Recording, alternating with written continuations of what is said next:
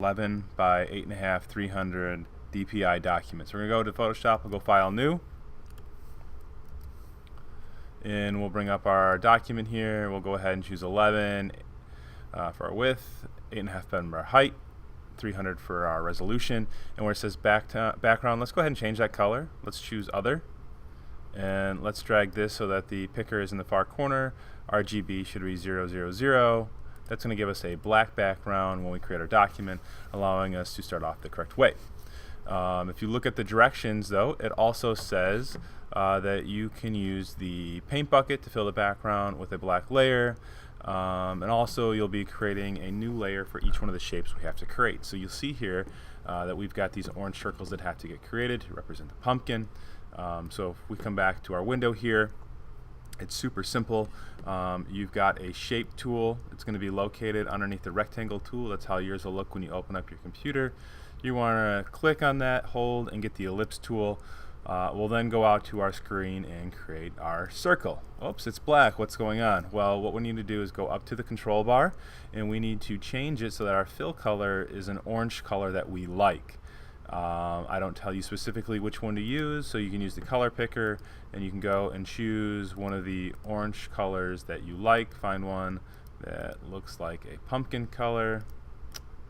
We'll go with that, and all of a sudden our pumpkin starts to change color. From here it talks about creating a new linear shadow. So a linear shadow is going to happen from a layer style. If you look here at the directions, it says double click on the layer in the layers panel to activate the layer styles panel. So what we can do is, if we take a look at the layers panel here, this is our layer. We can double click to the right of the ellipse 1, and that will bring up our layer styles option boxes. Make sure that you're clicking on the actual one that you want to apply. So this one says we're going to do an inner shadow, so we can go ahead and we can click on the words inner shadow. It brings that up. You'll start to see some changes taking place to our pumpkin here. Really, at this point, it's up to you. If you click on your screen, you can kind of drag that shadow around. You're going to play with it until you get it where you like it. If you increase the size of it, it'll start to choke it a little more. Where it says mode, we can do linear burn. It'll change the color a little bit, give it that little deeper red. We can change the opacity if we would like. So all of those things are available for you to do. So we've got that. It says, now use the ellipse shape tool again. This time draw another round shape at the previous shape. You know, you can do it this way if you want. There's an easier way. You can see, made it in white so you can kind of see it there, and then you just go through and you apply the same layer styles to it. Well, guess what? I've got a trick for you guys. So what you can do is go back to your layer styles your layers panel here. You can drag it and drop it onto the new icon. You'll notice you got an ellipse copy 1. Well, we know what we can do. We're smart. We can work smarter than harder. You've got the option here of doing a Control T. So we'll do Control T on our keyboard. You'll notice that's brought up the transform box. It's going to allow us to scale it, move it around. So if we bring the sides in here a little bit, we bring the other side in. Look at that. We've taken that copy that we've now made, and there it is right there.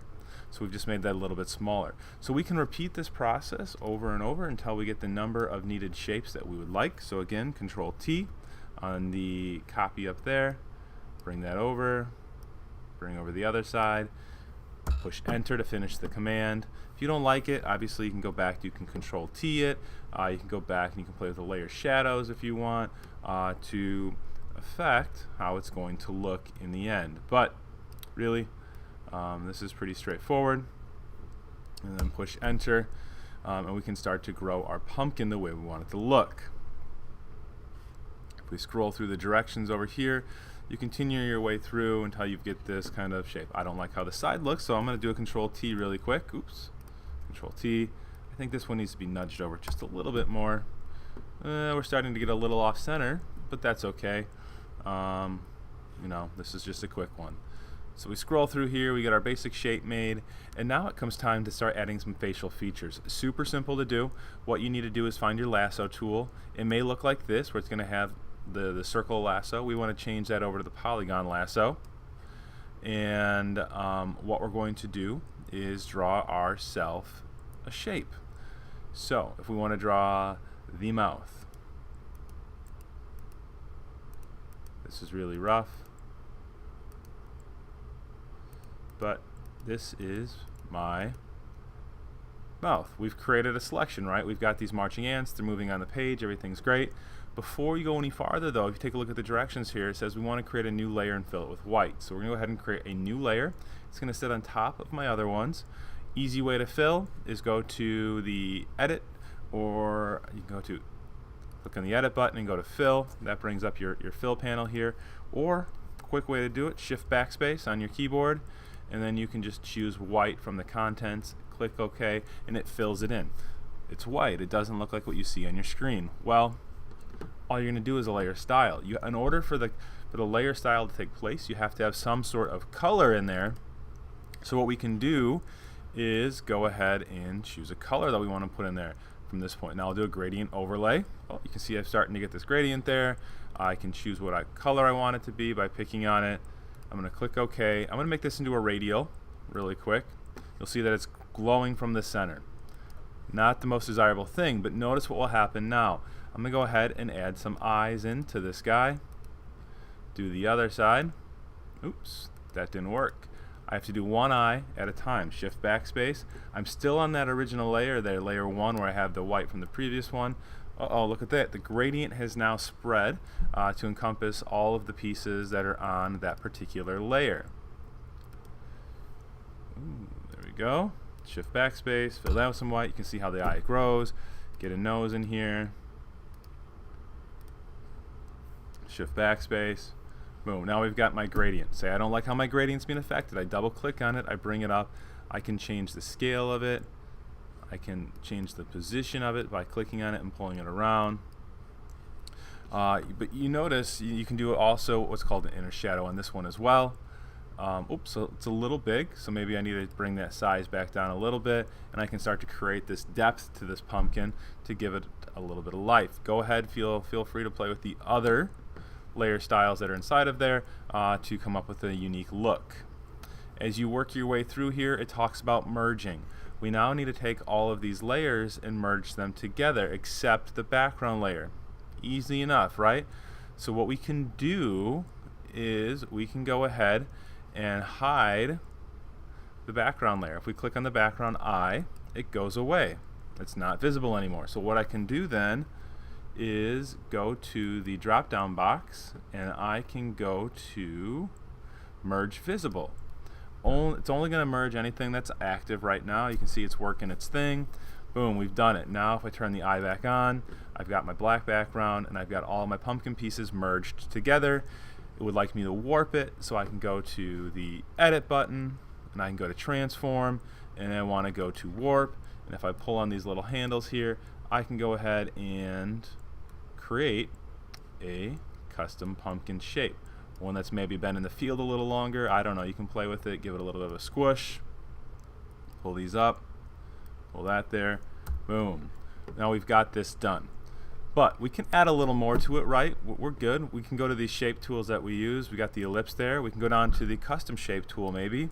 And by going to the custom shape tool, if we go to the control bar on our Photoshop here, we can click on it and we can go to the load more options. We're going to go down to all and we're going to click OK. It's going to load all of them in.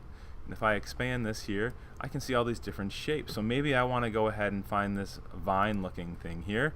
I'm going to draw a shape out here. Made a new shape layer. It's black though. Let's go ahead and make that greenish. And I now have a vine. If I put that behind there, you kind of see it starting to grow. Last thing I need you to do is I need you to print this. So you're going to get your text tool up and you're going to type your name over here in the corner. Oh no, my text is not the right color. What do I do? Well, you can change your text before you type, or you can do a color overlay if you want. Do a fun little color, let's do a gradient overlay. And we'll click OK. Little Control T to make it bigger. Now put it over here in the corner. Boom. That gradient is not that good looking. So let's go ahead and make it into a linear. Let's double click on it. Go back to my gradient, change that into a linear pattern. Ah, much better, right? Spooky. So now what we can do is go ahead and save this. We'll save it as a JPEG and as a Photoshop document. So there's my Photoshop. We'll do a file save as. We'll get our JPEG saved so we can put that into our portfolio. We'll click save, maximum, yep, click OK. Boom, we've got that done. Last step is to print this. You then will go to the printer. You will choose the color machine and make sure that you've got 8.5 by 11 paper chosen, and send it over to the printer and turn it into me for your final grade.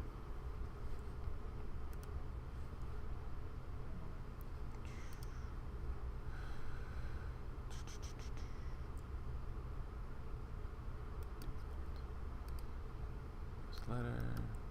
There we go. Click save.